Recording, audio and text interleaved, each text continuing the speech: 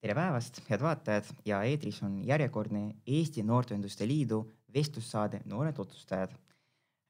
Täna stuudios saatejuhina olen mina, ENIL-i välissuhete juht Aivar ja arutame sellist ühest küljest keerulist, kuid samas väga huvitavat teemat. Nimelt räägime täna ÜRO-st ja rahvusvahelistest suhetest ja sellest, kuidas seda noored näevad. Ja stuudios on minul täna kutsutud endine ÜRO noordelegaat Eeva Linnuk. Tere, Eeva! Tere, Aivar! Teil kõikidel on võimalik esitada oma küsimusi Facebook Live'i kaudu ja saate neid jätta kommentaaridesse ja siis saate lõpus saame neid ka küsida Eeva käest. Aga tänane saar on natukene eripärane sellepärast, et me püüame tekitada selle diskussiooni Eevaga. Ma ei esita ainult talle küsimusi, vaid me üritame omavahel rääkida teemadest, mida Eeva tõstab siis. Ja kuna saate pealkirjas on esimene sõna ÜRO, siis on väga loogiline, et esimene küsimus on just selle lühendi kohta. Et Eeva, sul õnnestus aasta aega olla ÜRO noordelegaadi rollis. Selgita palun meile kõikidele, mida sinu jaoks ÜRO tähendab? Aitäh kutsumast, Aivar! Aitäh selle saate ettevalmistuse eest. ÜRO on minu jaoks midagi enamat kui Ühinenud Rahvaste Organisatsioon. Sest mina olen kunagi üks aasta tagasi, enne kui ma saan ÜRO noordelegaadiks, siis minu jaoks oli ÜRO midagi nii kauged ja nii, ma ei saanud seda katsuda kuidagi moodi, et ma teadsin, et inimesed käivad New Yorgis, kogunevad, teevad mingist asju, otsustavad millegi sellise üle, mis minuni per se ei jõua nagu esmapilgus. Ja siis, kui ma sain ÜRO noordelegaadiks, siis ma sain tunda, et tegelikult see ÜRO otsustusprotsess ja selle järelmid puudutavad mind vägagi palju, alates sellest, et minu kohta käivate inimõiguste raportid edastakse Eesti riigi tasemel sinna ÜRO-sse, lõpetades sellega, et näiteks meie Eesti Vabariigi riigihangete seadus on alust saanud just Ühinenud Rahvaste Organisatsiooni rahvusvahelise kaubanduse komisjoni tüüpseadusest. Ehk siis mina ei teadnud seda enne, ma uurisin ja siis sain teada.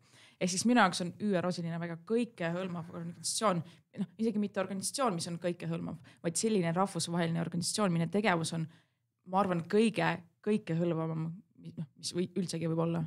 Kas sa said mu mõttest aru? Ja ma saan väga hästi aru, aga on kohe tunda, et sellist sul on juriidilist tausta ka väga palju. Aga kuidas sul tundub, et kui me üritame sellele inimesele, kes ei ole sellest väga palju kuulnud, aga kuidas sa tunned, et mis see organisatsioon ikkagi teeb, et kas ta on üldse vajalik ja kas me saame näiteks ilma ÜRO-ta elada, et maailm ilma ÜRO-ta näiteks, et milline see võiks olla? Ma arvan, et see oleks ühe düstoopilise romaani väga hea nimi, et maailm ilma ÜRO-ta. Ma käisin oma delegaadi aasta jooksul Eesti koolides, erinevates Eesti koolides ja siis minu ees klassis arvuti ees või paaril korral ka tegelikult klassis ka. Istusid noored, kes olid 16, 17, mõnikord 18 ja siis ma igal korral küsisin neilt, et aga mis see ÜRO on? Ja siis ma sain vastuseid mingi organisatsioon, suurepärane, üks on juba ära defineeritud. Ja ma selgitasingi neile väga lihtsal näitel, et riigid on nagu teie siin klassis. Et kui tees on mingi õpetaja või te peate midagi tegema, siis te kogunete klassi selleks, et mure kuidagi moodi nagu selgeks arutada. Ja siis mina selgitasingi nii, et ÜRO, selle peaassamblee, selle komisjonid on sellised kohad, kuhu riigid nende esindajate kaudu kogunevad selleks, et mingisugust ühiseid asju arutada. Et ei ole ju nii, et iga üks riik on kuskil oma nurgas peidus ja mõtleb, et nüüd ma hakkan oma asju lahendama ilma, et keegi teine sekkuks. Muidugi tänapäeval on sellised riike, kes aina enam soovivad oma asju oma nurgas arutada, aga jah, see klassi ja selle ühise mure arutamise koht on see, kuidas ma selgitasin Eesti noortele ÜRO olemust. Mina olen ka käinud väga palju koolides ja olen ka kuulnud ka, et tegelikult noortel on olemas mingisugune arusaam, et kõik on sellest kuulnud ja väga paljud räägivad ka sellest, et nad isegi võib-olla saavad põhimõttest aru, aga võib-olla on meil hetkel sellist puudu sellest, et meile nii palju ei räägi just, miks see vajalik on ja miks meie peaksime rohkem võib-olla selle kohta midagi lugema või ise mõtlema, et kuidas me saaksime võib-olla maailma rahu säilitamise panustada. Kuidas sul tundub, et kas minu mõttekäik võiks olla siin õige või ma kuskil võib-olla eksin? ma arvan, et see on väga inimese vaatepunktide, vaate nagu selliste väärtuste küsimus, et need inimesed, kes on skeptilisemad, nemad hakkavad arvama ühtemoodi, need inimesed, kes on pigem optimistlikud, nemad hakkavad arvama ühtemoodi. See, mida üks liikmesriik otsustab enda jaoks, missugust nagu teed tema valib, see on hoopis kolmas küsimus. Et ma arvan, kõik sõltub sellest, et kes sina selles mängus oled, selles protsessis ja mida sina saavutada tahad, aga nagu mingist üldistust ma siin ei teeks. Räägime nüüd rohkem sinu kogemustest ÜRO noordelegaadina, et kas see oli sinu jaoks kasulik ja kas sa ootasid midagi muud ja mis olid sul võib-olla sellised selle aasta peamised takistused, mis sa eelmine aasta siis tegid? Saame kõik aru, et pandeemia loomulikult mõjutanud kõike, alates märtsist ei toimunud sellist nii palju füüsilist kohtumist, küll aga suvel sai üle Eesti käia ja aasta alguses käisid ka sa natukene ka välismaal, aga räägi meile sellest kogemusest pikemalt natukene ja võib-olla ka julgusta ka teisi, kes võib-olla mõtlevad selle peale, et kas nad tulevikus võiksid saada ka ÜRO noordelegaadiks, et isegi pandeemia olukorras, et see asi ikkagi toimib, et räägi sellest, et mis sa oled eelmine aasta teinud. Ma natuke üldistavalt võin öelda, et ma ei arva, et on olemas absoluutselt kasutuid kogemusi, et nii, et sa astud kuskil uksest välja, läksid hoonest sisse, astud uksest, mõtlesin, see oli kasutu. Ma ei arva, et sellist kogemusi on või siis kui on, siis mina äkki ei ole neid nagu läbi elanud. Võib-olla sul oli juba selline endine kogemus, sa nagu kordad ja siis ei ole võib-olla nii juba kasulik. Mõte oli selles. See ei ole mu esimene kord, kui ma olin noordelegaadi rollis, et aastal 2018 ma olin Euroopa Nõukogu noordelegaat, esindasin Eestit Euroopa Nõukogus ja need tasemed on ikka päris erinevad, et teie, need inimesed, kes olete mingisugust esinduslikku kogemust olete omanud, siis see ÜRO tasemel esindamine on hoopis midagi muud. Et kui küsitakse kuskil Viinis, kuskil ad hoc töörühma kohtumisel, et aga mis Eesti noored sellest arvavad või mis on sinu regiooni noorte hoiak sellise küsimuse suhtes ja siis sa istud ja mõtled, et kui midagi nagu valesti välja suust tuleb, siis on ikka päris paha. Aga kui ma ütlen sellest, et mis see kogemus minu ootustes oli, siis ma pean nentima, et ikka see oli natuke teistmoodi. Keegi osanud oodata, et 16. märtsil oli, tekib selline mure nagu COVID ja mul oli sellega seoses väga naljakas lugu, et ma sain just selleks, et USA-se minna Ameerika Ühendriikidesse sinna peaassamblee. Ma sain viisa kätte 15 või 14 märts ja siis 16. märtsil kuulutati välja eriolukord ja siis ma istusin selle passiga ja mõtlesin, et kas see sul kehtib veel? See kehtib veel mingi 3-4 aastat. Tõesti? Nii pikaks tehtud sul? Väga tore. Aga nagu vaatamata sellele, et see pandeemia muidugi mõjutas nagu väga palju. Ma kohtusin nii paljude inimestega, kellega ma tõenäoliselt ei kohtuks, kui ma ei oleks ÜRO noordelegaat. Ja mitte sellepärast, et mingisugused takistused, lihtsalt need puutepunktid, neid on nii vähe, kui sa väga spetsiifilises valdkonnas ei ole ja seal ei tööta, siis sa ei kohtugi nende inimestega. Aga ÜRO noordelegaadi kogemus andis mulle seda võimalust, et ma olin kohtumistel nii haridusministeeriumis kui seal keskkonnaministeeriumis, kui arutasin asja välisministeeriumi inimestega. Et need kokkupuutepunktid, mida ma omasin, olles ÜRO noordelegaat, on kirjeldamatud nagu mitmekülgsed. Ja takistustest, muidugi koroonaks, aga minu jaoks, kes ma ei ole väga arvutipädev inimene, mina pidin ka korraldama neid digitunde, mitu korda digiüritust osa võtma. Et see esialgne kogemus, et ma pean nüüd tegema, et see siuke tegema pidamine oli natuke survet avaldav ja kuskil kevad oli väike siuke downhill point, kus ma olin nagu väga alamotiveeritud, ma ei teadnud, et mida ma nüüd teen, et kõik need reisid, kõik need koolikülastused. Üks asi on see, kui sa vaatad 8 noorele otsa juhul, kui nad kaamerad sisse lülitavad, mis ei ole sugugi nagu populaarne nüüd. Ja teine asi on see, kui sa istud seisad kuskil koolis aus selles saalis ja räägid nendega. Aga ma sain Eestis väga palju reisida, ma sain Eestis väga paljude noortega tutvuda nagu vis-a-vis eelkõige suvel ja ka kolleegidega teistelt maadelt. Sõprused tekkisid, siukesed professionaalsed kokkupuutepunktid.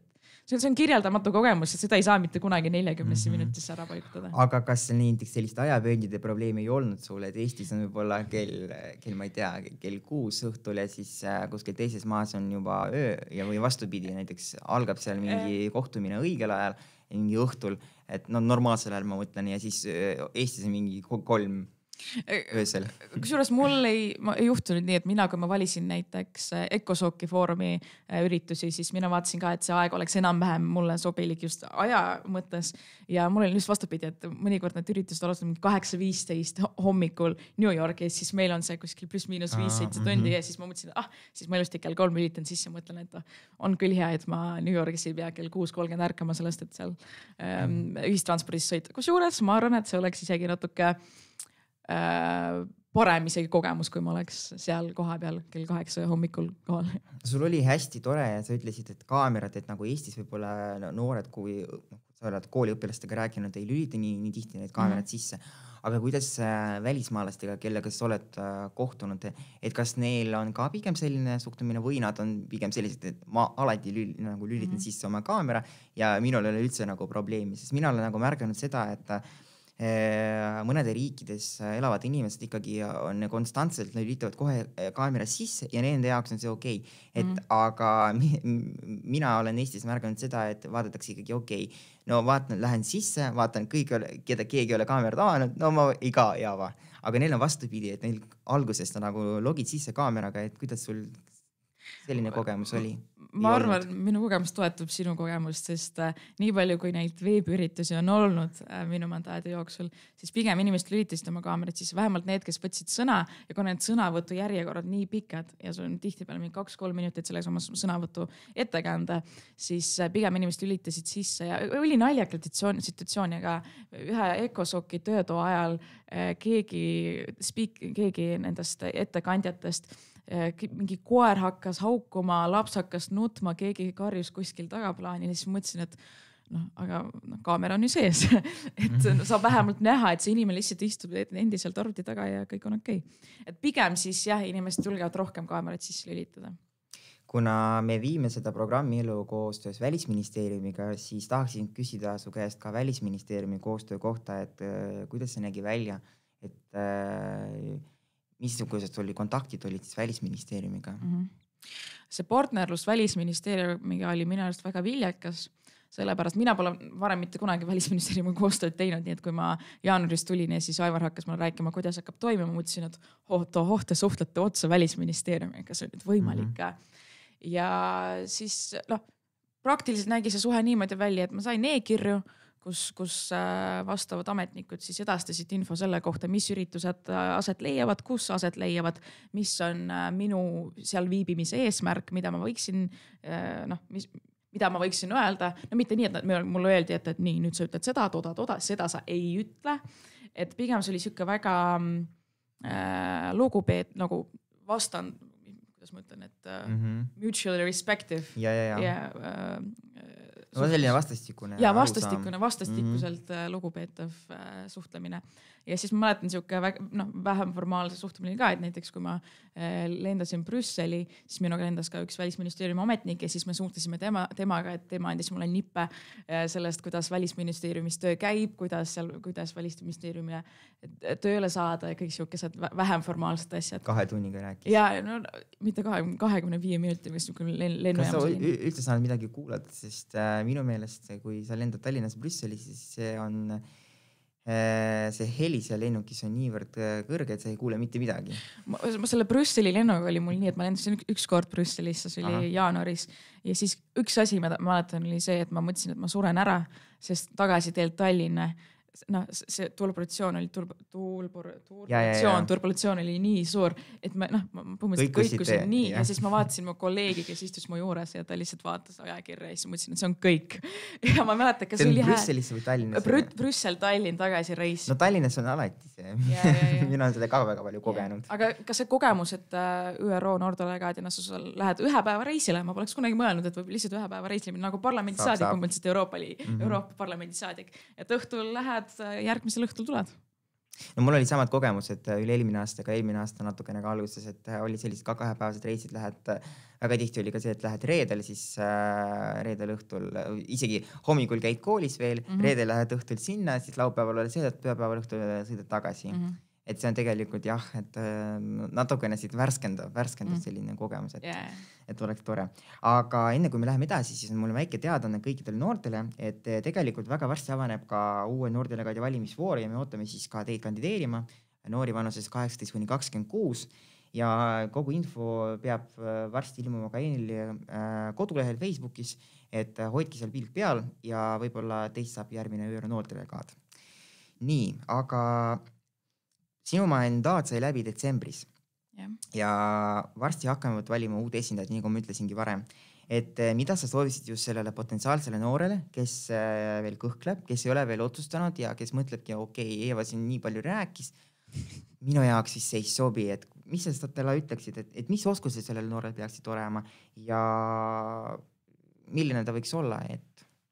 Ma arvan, et üldiselt eluviisilist on mul selline moto, et selleks, et edukas ükskõik kus olla, sul peab olema see tahe, see siiras tahe, mis on nagu raske tööga koos, siiras tahe plus raske töö plus mentor või inimene, kes juhatab sind, juhendab ja juhatab. Ja ma arvan, ka noordelegaadi programmi osa üks kõige siukesemaid, noordelegaadiks saamisel on üks kõige olulisemaid aspekte see, et sa pead väga tahtma seda. Ja oma motivatsiooni siukese väga raske tööga toetama. Mitte nii, et mandaadi ajal, vaid enne seda, et kui sa tead, et sa äkki see aasta veel ei saa, siis mõtle selle peale, et äkki ma võtan koolis ühe lisa, ma ei tea, ühiskonnaõpetuse või lisa rahvusvaheliste suhete selle kursuse või midagi muud. Aga mis mõtlen neile, kes kõhklevad, ärge kõhelge. Elus on nii palju asju, mille suhtes kõhelda. Ma arvan, et noordelegaadiks saamine on siuke, et kui see esmamõte tekkis sul peas, siis seda peab järgima. Mina näiteks sain noordelegaadiks nii, et ma olin Facebookis. No muidugi, ma olen päris kindel, et paljud teist leiavad väga huvitatud asju Facebookist. Ja mina sattusin otsa ENL-i reklaamile, mis ütles, et kandideeri noordelegaadiks, ÜRO noordelegaadiks. Siis ma nägin enne selle sõnaühenduse noordelegaadi, siis ma nägin pärast seda ÜRO, mõtlesin, bingo, loto, kombo võitna. Ja siis ma saatsin kogu selle info edasi. Need on sellised formaalsed eeldused, materiaalsed eeldused. Formaalsetest eeldustest on see, Aivar teab. Väga palju sellist juriidilist juttu läheb siia. Formaalne on see, mida sa pead lihtsalt ära tegema. Formaalne on see, et sa lähed E4 veebilehele, vaatad, kas sul mingi CV ära saatmise vorm, motivatsioonikiri, küsimused. Need on formaalsed asjad, saadad ära, okei. Materiaalne on sisuline, et mida sa pead sisulist oskama. Sisuliselt sa pead oskama seda esmalt keeleteadmine, eesti, inglise, vene, kõik muud keeled. Sa kohe räägid eesti, vene, inglise, veel prantsuse oleks tore, saksa oleks tore ja tegelikult võiks kõiki keeled teadma. Mida rohkem, seda uhkem. Nii, edasi. Keeleteadmine ja siis mingisugunegi taust noortetöös, projekti juhendamine, projekti kirjutamine, teadmised rahvusvahelist õigusest teadmine, lihtsalt huvi selle vastu, et kui sa lähed sinna kuskile Viini ad hoc töörühma kohtumisele, sult küsitakse, aga mis sa arvad Eesti noored ad hoc special, muidu me peame selgitama kogu aeg inimestele. Ad hoc on täpselt selle jaoks loodud töörühm. Et kui sa lähed sinna ja sult küsitakse, et aga mis sa arvad, et sinu regiooni, kas aitaks kaasa või mitte? Ja sina, kes kui sa äkki ei tea seda, siis mida sa vastad? Sa ei või öelda, et ma ei tea, siis see ei ole väga edasi viiv. Aga sa omad kindlad teadmist või vähemalt mingisugustki ülevaated sellest, mida Eesti noored, sinu regiooni noored, sinu linna noored tahavad ja millest nad huvitavad ja millest nad puudust tunnevad. Aga ärtke kartke kindlasti, sellepärast, et vaata, meil on siin 12-aastased, me ootame ka kandideerima, et need õpivad 11. klassis. Et neil ei ole võib-olla nii palju kogemusi, see ei ole üldse võrreldav 12-aastane, 26-aastane, aga ikkagi siin puhul võib-olla sinu poolt toodud asjad on küll olulised, aga kindlasti me vaatame, et sul oleks selline tahe, et sa soovid kandideerida, et sa soovid olla see inimene ja sul oleks võib-olla selline õpimotivatsioon ka, sest me ei saa eeldada noorest, kes on 18 või 19 või isegi 26, et ta peaks teadma kõik, mis ÜRO komiteedid on, mis on ÜRO võib-olla need eesmärgid, et isegi kestliku arengu eesmärgides võib-olla nii palju ei tunne. Ehk siis ikkagi ei tasu kartma ja ikkagi tuleb, kui sa tunnedki, et see pakub sulle huvi, siis võid ikkagi kandideerida. Ma lisaks nii palju, et kui ma esimest korda kohtusin nende teiste noordelegaatidega ja kuulasin nende jutu ja vaatasin, mida nemad saavutanud on, kuidas nad sõnavõttu teevad. Ma mõtlesin, et kas ma kuulun ikka nende hulka, kas ma kuulun siia. Ja siis see õppimine, ta käib ju nagu elukestev õpe ja see elukestev õpe ei ole välistatud ka ÜRO noordelegaadi olemise hetkel. Ehk siis, kui sa lähed nende inimeste hulka, sa kuulad nende juttu, sa kuulad, sa näed neid silmi, millega nad lähevad sinna rääkima sellest, kus nende täpselt ühes linnas on noorte vahel nii suur ebavõrdsus, et ühed saavad normaalselt koolis käia, teised ei saa. Et kui sa näed seda sära nende silmis ja kui sa räägid nendega isiklikult, sa saad kirjeldamatu kogemuse, mis inspireerib esmalt, teiseks annab ka väga hea ülevaate sellest, et mis võib olla parendatud meil siin Eestis.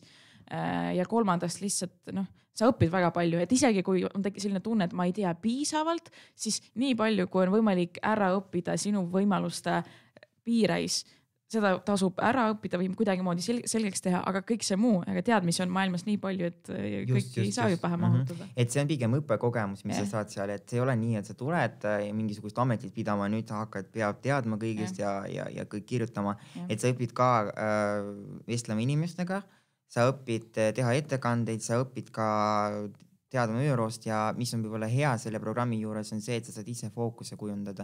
Et sa ei pea tegeleda sama teemadega, mis tegeles eelmise delegaadid. Meil on ülekantavad küll, aga sa võid isegi valida endale ka võib-olla meelepärase teema, mis sulle võib-olla kõige rohkem või südamelähedane on. Aga räägime nüüd natukene ÜRO-st. Me oleme siin rääkinud natukene, nüüd räägime veel laiemalt. Nii et räägime rahvusvahelisest õigustest suhetest. See on siin sulle ka natukene südamelähedane teema. Ja sa oled kunagi öelnud, et sa tegelikult tunned huvi ka diplomaadi või mõni välisesindaja ameti vastu. Ja tegelikult meil on siin Facebookis olemas ka üks küsimus sulle, et mitme aasta pärast saab sinust välisminister, Eva. Oi. Jah, et kus sul tegelikult selline huvi tuli just selle diplomaatiatöö vastu ja mitme aasta pärast siis saab sinust välisminister? Ma kahjuks ei suuda tulevikku ennustada veel, aga ütlen selle... No võid selgelt äge juurde minna ja siis ta sulle räägib, aga sa võid visualiseerida ju. Jaa, visualiseerimine on küll väga tore asi. Välisesindaja diplomaatia on minu jaoks olnud huvi või fookuses alatest aastast 2017, kui ma läksin BFTF Benjamin Franklin Transatlantic Fellowship Eesti esindajana USA-sse ja siis seal me rääkisime ka transatlantilistest suhetest, diplomaatiast, kuidas oma kogukonna kaasata. Ma käisin Põhja-Karoliinas Wake Forest ja sa oled ka Washingtoni jõudnud. Ma jõudsin Washingtoni ka. Ja pidite seal Washingtonis nädal aega olema. Kus ta tead seda kõike? No mina tean väga palju. Ja me olime Washingtonis, me olime Philadelphias, me käisime kõik need selle konstitutsiooni, selle põhiseaduse loomise koht, kõik need muuseumid, kõik need olulised kohad käisime, vaatasime ära, aga ma arvan, et nende oluliste kohtade äravaatamine oli selle eesmärk, selle programmi eesmärk. Ikkagi North Carolina. Ja, ikkagi North Carolina, kõik need loengud, need tundid, mis olid need praktilised ülesanded, mis seal olid. Ja seal ma tundsin seda, et rahvusvaheline kogukond on see koht, kus sa saad ära õppida nii palju rohkemat kui siis, kui sa oled oma linnas, oma organisatsioonis, oma riigis. Ja pärast seda ma sain selleks Euroopa Nõukogu delegaadiks, siis ma käisin Strasbourgis Eesti esinduses ja siis ma vaatasin, ma suhtlesin nende diplomaatidega. Nad tundusid nii nagu toredad, lahked inimesed, väga mitmekülgsed teadmistega inimesed, kes on nii vaashoitud ja nii lugupeetavad. Siis ma vaatasin seda, et kas rahvusvaheline kogemus ongi neile seda andnud, kas nemad olles Eesti esindajad, nad suudavadki nagu ennast niimoodi selliste inimestena hoida. Ja kuna ma olen Narvast pärit, aga ma olen Eesti kodanik ja ma arvan, kõige esmalt ma olen Eesti kodanik ja siis kõik ülejäänud muu. Ja kuna rahvuselt ma olen natuke rohkemat kui Eesti inimene, ma olen emalt poolt ukrainlanne, siis minu jaoks ma tunnen, et Eesti kui väike riik, kui väga arenenud väike riik, temal on nii palju õpetada teistele riikidele. Väga spetsiifilistest kohtadest. Mitte nii, et me läheme õpetame kogu maailmale, kuidas interneti õigesti lülitada sisse, aga kõik need digiteenused, sellel määral, millisel me oleme ise need välja arendanud, sellel määral me suudame neid ka kommunikeerida teiste riikidega. Ja ma arvan, et diplomaatia on väga, ta on suhteliselt sõltumatu või erapooletu, et diplomaatia ülesanne on rahu tagada ja diplomaatia ülesanne on esindada ja vastu võtta. Ja see tasakaal on mind ka köitnud, et sa võtad vastu, sa ütled ja tasakaalu hoidmise suhtes on ka mul eriarmastus. No kuna Eesti on suhteliselt väike riik, siis kui me võrdame näiteks mingi suurema riigiga, kus on rohkem inimesi elab, siis kuidas sul tundub, et kas Eestis on ikkagi sellisel diplomaatia tööle või välisministeeriumiga seotud tööle saada lihtsamini kui võib-olla mõnes teises riigis? et võib-olla Eestis ongi, ütleme nii, et mõnedes riikides kahjuks võib tekkida olukord, et kui sa ei ole võib-olla õiges linnas või õiges kohas sündinud, et siis sul on tegelikult äärmiselt raske võib-olla selle tööle saada, aga Eestis on võib-olla natukene asjad käivad teistpidi. Et kuidas sul tundub, et kas see kuidagi ka Eestis niimoodi käib või ikkagi on nagu teistpidi, et ikkagi on keeruline? Ma arvan, et esindajaks saamine, ametnikuks saamine on igal pool nagu omamoodi keeruline. Et kui me võtame mingi Ameerika Ühendriigid, kui me võtame Saksamaa või Belgia, siis puht matemaatiliselt ei ole sugugi keeruline arvutada, et kui meil on a la 25 või 30 inimest ja 2 ametikohta, siis see nõudlus, see tõenäosus, et sa sinna saad, on natuke silmapaistavalt väiksem. Aga ma arvan, et Eestis on see ametnikuks saamine, välisministeeriumi kandideerimise protsess ja need kandideerimise alused palju kättesaadavamad või nagu mitte lihtinimesele, vaid haritud inimesele, motivatsiooniga inimesele on Eestis võimalik väga palju ära teha. Nii et ma arvan, et Eestis on pigem soodsam on olla diplomaadiks pürgija Eestis kui kuskil mujal.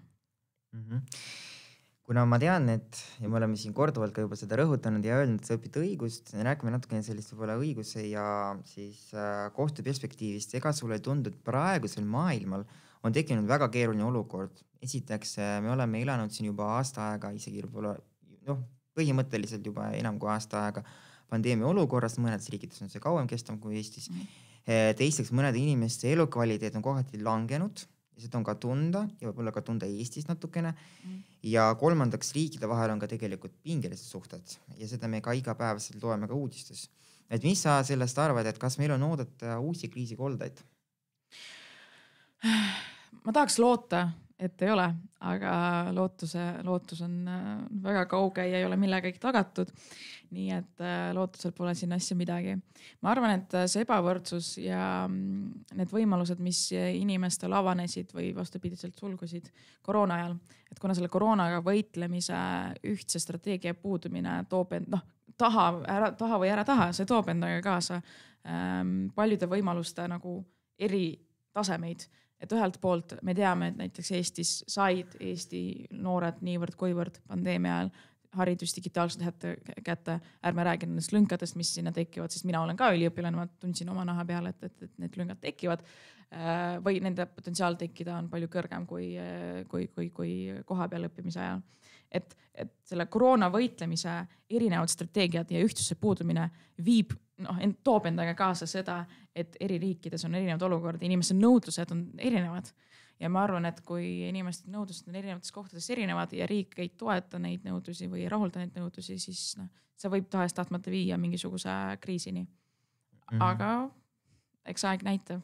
No tegelikult on olukord niivõrd ebavõrdne, kui me võrdleme Eestit, siis ütleme nii, et internet kättesaadav, ta ei ole ka igal pool Eestis, aga ütleme nii, et ta on enam-vähem kättesaadav ikkagi, enamik inimestes ikkagi saab isegi suurem osa inimestes, üle 90% ikkagi saab kuidagi internetti pääseda.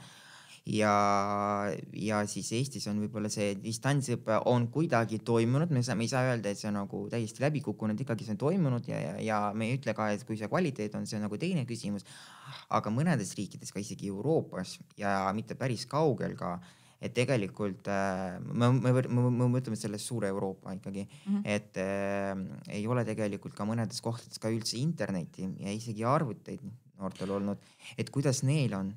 Et kuidas sul tundub, et kuidas nendel on, see on tõesti väga keeruline, kui sa tõesti ei saa osaleda õppetöös ja sa nagu põhimõtteliselt pead aasta aega olema eemal täiesti. Ma ei pea mõtlema selle peale, mida ma tunnen. Ma suhtlesin, me tegime koostööd Gruusia kolleegidega, Gruusia noordealagaadi ESMAga ja Gruusia delegatsiooniga ja siis me tegime ühise ürituse, mille nimeks oli innovatiivne haridus. Ja siis Eesti kolleegid ja Gruusia kolleegid vahendasid oma kogemustele selle kohta ja siis ma rääkisin ESMAga ja me tegime ühise sõnavõttu ka ja meie Eesti olukord oli väga silmapaistvalt parem kuigi mitte täiuslik ka. Ja ees mõttes mulle, et see kättesaadavus, nende vahendite kättesaadavus Gruusias on ikka kohutavalt halb. Inimestel lihtsalt ei ole seda. Kuigi tegelikult Eesti teeb väga palju koostööd Gruusiaga. Jah. Ma arvan, et see üritus on siuke, ma ütlesin enne seda, et diplomaatiat on siuke kolmas nagu natuke erapooletum valdkond, kus suhted hoitakse nagu soojadena omade viiside või omade meetoditega. Nii ma arvan, et see ECOSOC-i raames tehtud kohtumine oli ka väga oluline selliste suhete ülalhoidmiseks. Ma võin siin eksida praegu selle institutsiooni nimest, aga siis vist oli see Maailmapank, et nad on öelnud seda, et tegelikult üleüldiselt maailmas noored nüüd kaotavad põhimõtteliselt 0,3 kuni 0,9 aastat selle pandeemia tõttu, kui nad ei saa osaleda sellest õppetöös. Kuidas sul tundub, et kas see praegu, me seda praegu ei tunne, et noored käivad koolis, aga 10 või 20 aasta pärast nad saavad ka, et võib-olla neil jääb midagi puudu, et kas see kuidagi ka võib viia selleni, et inimesed ei ole nii haritud võib-olla, et kas see üldse selline probleem võib tekkida ja siis kuidas me peaksime praegu selle olukorral võib-olla seda lahendama, kui see võib-olla tekib. Ma arvan, selle probleemi tekke potentsiaali võib nagu vähendada või seda riski võib maandada selle võrra, et nende lünkadega tegelemine ei ole lihtsalt nii, et me räägime sellest siin sinuga, me räägime sellest oma koolidirektoriga kuskil tema laua taga kohvi juues, vaid see peab olema siuke strateegiline ja väga kindlalt paika pandud sammude ettevõtmine. Et seda vähem, mida rohkem me teeme tööd nende lünkade tuvastamisega, et ma ei tea, kas peab tegema mingi 5 või 4 aasta pärast mingisuguse küsitluse või mingisuguse hindamise, et kui praegu tehakse need põhikooli gümnaasiumi eksamid vabatahtlikuks, kui tehakse, siis need follow-up, need jätku uurimused peavad olema tehtud ja need uurimuste, need peavad olema minu arvates mitte nii, et tuleb sulle e-postile, et palun läbi meie küsitluse, vastame küsimusele. Et ei, see peab olema nagu kohustuslik, kus iganes koolis ei õpiks või ülikoolis, siis see väike analüüs peaks olema. Juba selle analüüsi alusel võib midagi ette võtta. Aga kui tõenäolisemaks sa pead stsenaariumid, me peame lisaaasta õppima, näiteks mõned noored? Ma pean seda stsenaariumid väga võimalikuks, sest me nägime koroonakriisi, näeme endiselt ka, et selle kiiresti tekkinud või ootamatult tekkinud murega võitlemine ei olnud nagu kooskõlastatud ja olnud ühtne. Et kui tollel hetkel oli see väga nagu ootamatu, siis siin on need järelmid on natuke neid võib ette nähtavamad. Nii et ma eeldan, et see tõenäosus on suur just sellepärast, et kui koroona ei õpetanud meile seda, et koostöö on oluline, koostöö on kõige muu eeldus, siis kuidas me võime eeldada, et nende koroonakriiside tagajärgedega võitlemisel võib situatsioon olla teistsugune. No tegelikult mõte oligi sellest, et miks me seda teemat alustasime, ongi sellest, et kuidas selline rahvusvaheline, selline kogu see rahvusvahelistumine ja kuidas selline üks asi, mis on juhtunud teises riigis, mõjutab tegelikult ka üksikuid inimesi siin Eestis, et selle võib-olla sellise küsimuste vooru mõte oligi selles, et nagu natukene näidata ka seda, et kuidas see, mis juhtus teises riigis, mõjutab ka meid siin Eestis. Aga jätkame seda rahvusvahelise õigusega ja suhete teemad edasi. Et kas see üldse praegu toimib rahvusvaheline õigus ja kuidas noored saavad siis aidata selle rahu säilitamisel, võib-olla maale toomisel ja kuidas nad saaksid osaleda selles protsessis, oma pannuse anda ja kuidas nad üldse noored saaksid olla kaasatud rahvusvahelistesse organisatsioonidesse, otsustesse, ÜRO töödesse. Et selline väga lai küsimus, sa võid endale võib-olla valida sellise osa, millele sa sooviksid vastata. Esmalt ma pean märkima, et see kuidas saavad noored aidata rahu säilitamisele maale toomisel väga, väga hästi sõnast küsimus, Aivar. Ma arvan, et rahvusvaheline õigus ei ole selline asi, mida võib protsendilist mõõta, et nüüd 100% rahvusvaheline õigus kehtib. Nüüd mitte kehtib, vaid nagu töötab või toimib või nagu sellisel ajahetkel see ei toimib 85% mahus. Et ma arvan, et need toimimise mõõtmine on midagi, millega tegelevad rahvusvahelise õiguslase teadlased, et mina ei või sulle öelda nagu praegu, et jah. See efektiivsuse protsendi. Ja efektiivsuse protsendi. Ma arvan, et kuidagi mingid meetodid on, et selleks mõõtmiseks. Jah, ma arvan, et kindlasti on, kahjuks ma ei ole, no ma ei või sulle praegu siin öelda, et ma 100% kindlasti ütlen, et toimub rahvusvaheline õigus protsendiliselt 58% suurusel määral. Aga ma arvan, et rahvusvaheline õigus pürgib selle poole, et need meetmed, mida kasutatakse, oleksid efektiivsemad. Et kui me räägime sellest, et kuidas kasutati sanktsioone 50-60 aastat tagasi ja kuidas neid tärgetatakse või kuidas neid suunatakse praegu ja nende mõju, et see on kindlasti muutunud ja ma arvan, need arenguprotsessid ja need arengufaktorid soodustavad rahvusvahelise õiguse toimimise. Et isegi kui mõningate riikide või mõningate juhtumite alusel võib väita, et aga vaadake, rahvusvaheline õigus ei toimi siin. Miks kui me vaatame seal konflikti Ukrainas näiteks või kuskil mujal, siis võib ju öelda, et rahvusvaheline õigus ei toimi. Aga ma arvan, et see protsess on natuke keerulisem kui tava inimest, kes vaatavad uudiseid, võivad endale selle järgmist aru anda. Aga mida noored võivad selleks teha, et rahvusvahelist rahu tagada? Mina usun seda, et haridus on meie ühiskondlike probleemide lahendamise võti, et keegi pole veel suutnud mind ümber veenda selles, et ükskõik mis ühiskondlikku probleemi võib hariduse edendamise või hariduse kättesaadavuse parandamisega ära parandada. Et noored peavad ennast harima. Noored peavad, mitte peavad, vaid kui noorele öelda, et sa pead midagi tegema, siis on suurem tõenäosus, et noor ei tee seda väga hea meelega. Hoolimine, huvitumine, harimine. 3 H-d. Kui sa hoolid sellest asjast, siis sul on jõudu harida ennast. Ja kui sa hoolid, siis sa pead huvitama ka, et see on niisugune huvitu, hooli, hari.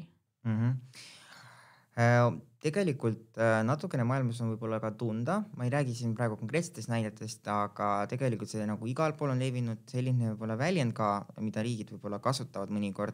Ta on ladina keeles kõlab nagu sevis pacem para bellum, see tähendabki seda, et kui sa soovid rahu, siis valmistu sõjaks.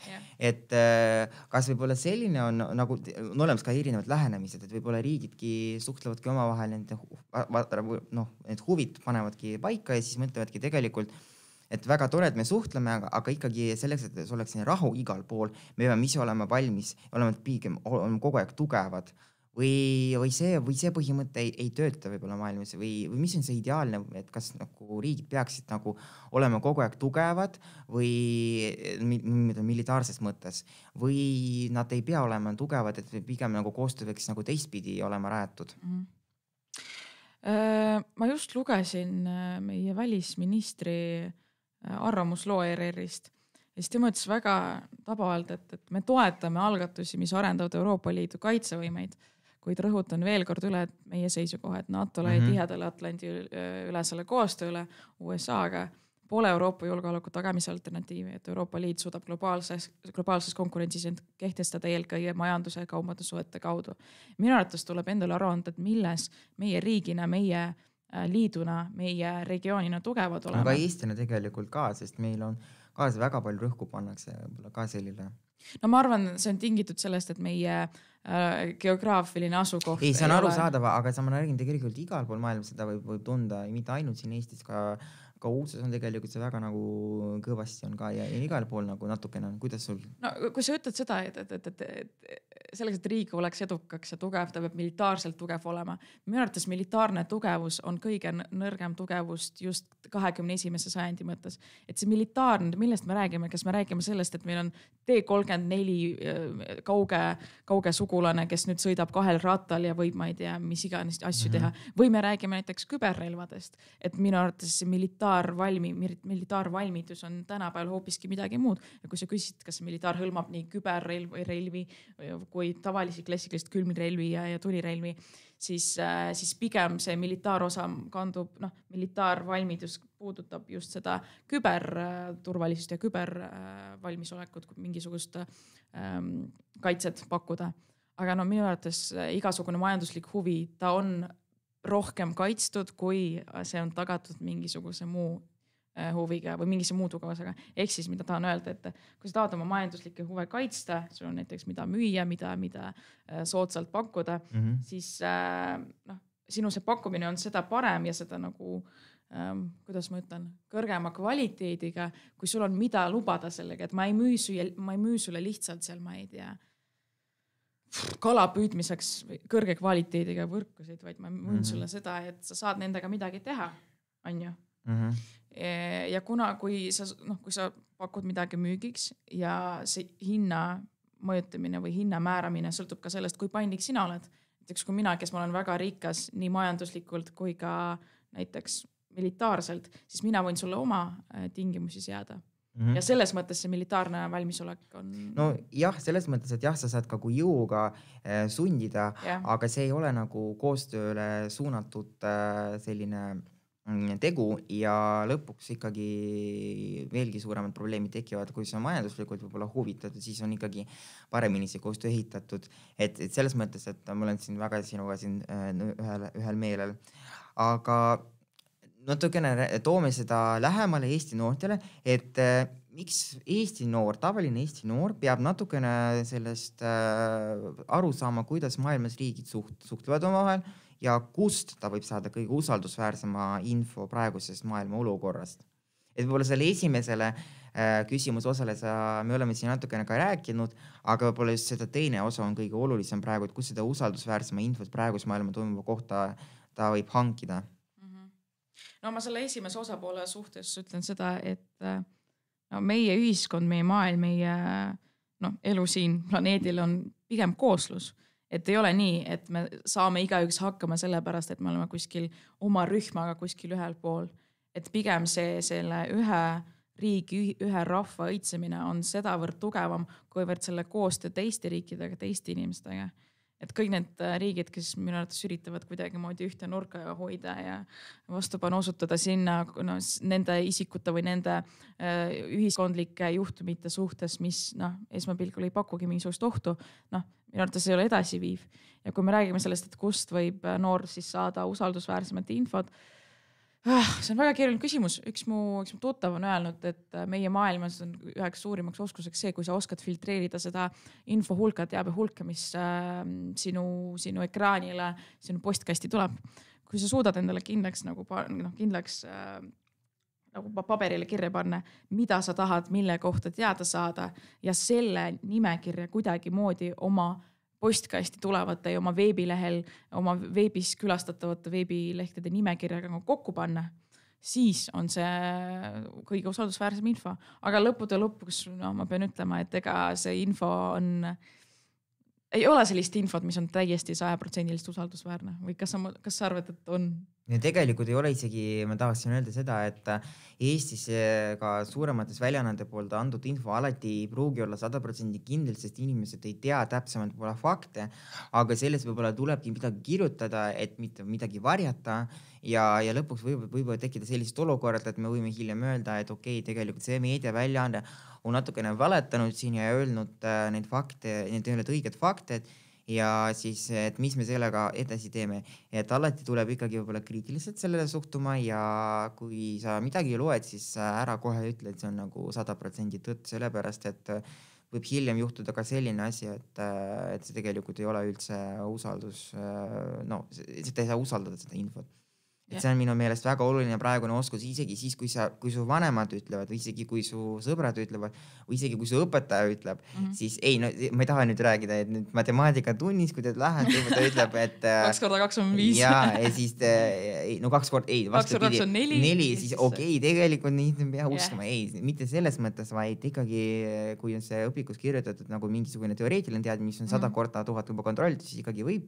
Aga kui me võtame võib-olla mingisugust infot, mis on sulle tulnud ja sa tunned võib-olla, et see võib-olla ei saa olla õige, siis ikkagi kahtlusta kogu aeg, kahtlusta. Et siis selle kaudu saabki võib-olla endale sellise parema arusaama maailmast teha. Ja ma arvan, nagu allikate mitmekesisus aitab ka kaasa. Ja erikeeltes erikeeltes võib lugeda ka Eestis uudiseid erinevates keeltes ja võib ka välismaalt saadud uudiseid ka vaadata ja tegelikult võib ka erinevad YouTube'i viidiosed vaadata ka, tegelikult see väga palju infot YouTube'is on ja kuulata podcasti, mis iganes asjad on. Aga me oleme põhimõtteliselt nüüd jõudnud sellise saate lõpuni, et meil on paar küsimust veel jäänud.